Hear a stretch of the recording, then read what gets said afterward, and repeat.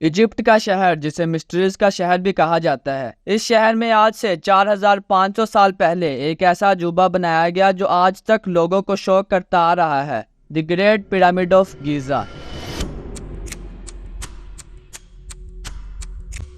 इस पिरामिड की ऊंचाई है 147 मीटर और ये पिछले 4000 सालों से इंसानों की तरफ से बनाई गई सबसे ऊंची इमारत रही है। इस पिरामिड को टोटल 60 लाख टन वजनी पत्थरों को जोड़कर बनाया गया था, जिसमें 5.5 million ton limestone, 5 lakh ton mortar और 8000 टन ग्रेनाइट का इस्तेमाल किया गया था। और शायद यही वजह है कि ये मोनूमेंट पिछले 4000 सालों से उसी तरह खड़ा हुआ है। कितनी ही गर्मी पड़ी, कितने अर्थक्वेक्स आए, कितनी बारिशें हुई और कितने ही तूफान आए, लेकिन इस बिल्डिंग को कुछ नहीं हुआ। लेकिन यहाँ पर हैरानी वाली बात यह है कि आखिर इसे बनाया कैसे गया, क्योंकि उस वक्त ना तो कोई क्रेन्स हुआ करती थी, ना ही कोई भारी पत्थर उठाने वाली मशीनरी और ना ही कोई मॉडर्न टेक्नोलॉजी। मगर फिर कैसे इन्होंने इतने भारी पत्थरों को एक दूसरे के ऊपर रखकर एक ऐसा मोनूमेंट बना डाला जो आज तक खड़ा हुआ है। आइए इन पिरामिड्स की मिस्ट्री जानते हैं आज की इस वीडियो में।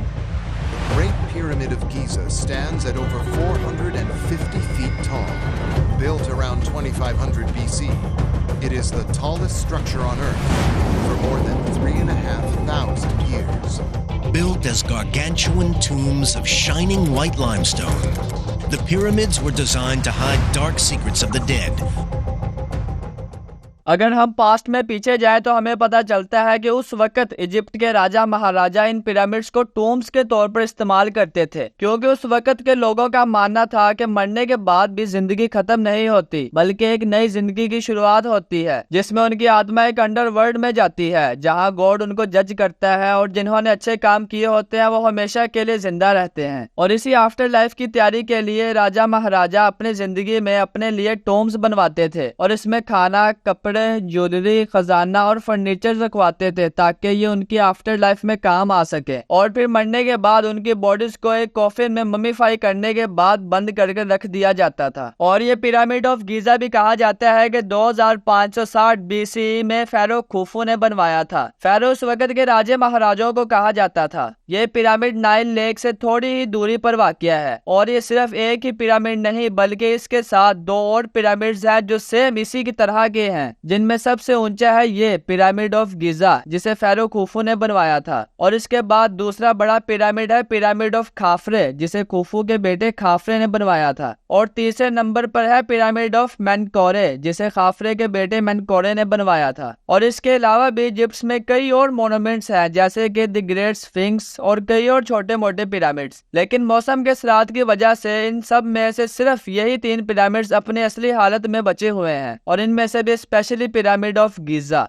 अगर इस पिरामिड की कंस्ट्रक्शन की बात करें तो इसमें करीब 5.5 million ton limestone, 5 lakh ton mortar और 8000 टन ग्रेनाइट का इस्तेमाल किया गया था। अभी यहाँ पर सवाल ये है कि आखिर इतने ज्यादा और इतने भारी पत्थरों को, जिसमें से हर एक का वजन करीब 2 टन से लेकर 80 टन के बीच में था, उन्हें एक जगह से दूसरी जगह पर कैसे मूव करवाया गया और फिर इन्हें एक दूसरे के ऊपर कैसे रखा गया, उस वक्त जब ना ही कोई व्हील्स हुआ करते थे और ना ही कोई क्रेन्स। इस बारे में एक थ्योरी बताई जाती है कि पत्थरों को एक से दूसरी जगह मूव करने के लिए स्लेजिस का इस्तेमाल किया जाता था। और ये थ्योरी 2014 में इस पेंटिंग की स्टडी के दौरान पता चली, जिसमें करीब 150 लोग एक स्टैचू को आगे की तरफ खींच रहे हैं और इसमें एक आदमी इस स्टैचू के आगे पानी गिरा रहा है। पहले तो आर्कियोलॉजिस्ट को लगा कि शायद ये कोई ट्रेडिशन होगी, लेकिन फिर जब टेस्ट आउट किया गया तो पता चला कि जब मिट्टी में पानी डाला जाता है तो मिट्टी में और इसके ऊपर घिसटने वाली चीज में एक लेवल तक फ्रिक्शन कम हो जाती है और चीजों को आसानी से ड्रैग किया जा सकता है।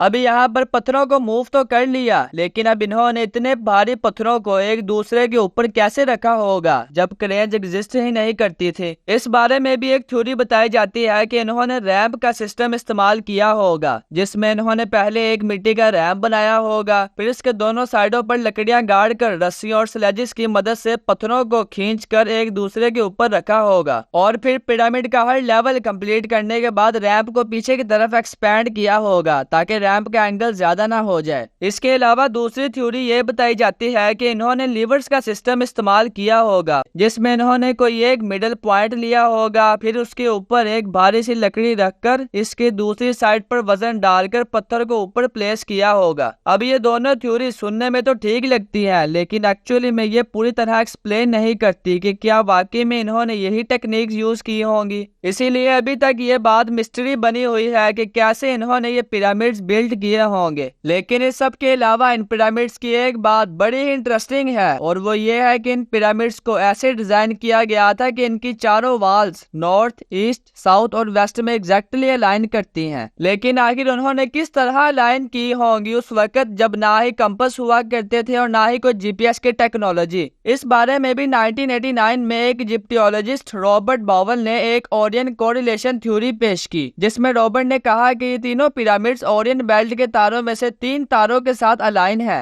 लेकिन जब 1999 में इस थ्योरी को भी टेस्ट आउट किया गया और ओरियन स्टार्स को देखा गया तो पता चला कि पिरामिड्स एग्जैक्टली अलाइन नहीं करते हैं। यही वजह है कि इतने ज्यादा थ्योरीज और एक्सप्लेनेशंस के बाद भी ये पिरामिड्स एक मिस्ट्री बने हुए हैं। हो सकता है कि आने वाले टाइम में इन पिरामिड्स की मिस्ट्री किसी क्लियर एविडेंस के साथ सॉल्व की जा सके। उम्मीद करता हूँ ये वीडियो भी आपको इन्फॉर्मेटिव लगी होगी। मिलते हैं इसी तरह की एक और शानदार वीडियो में।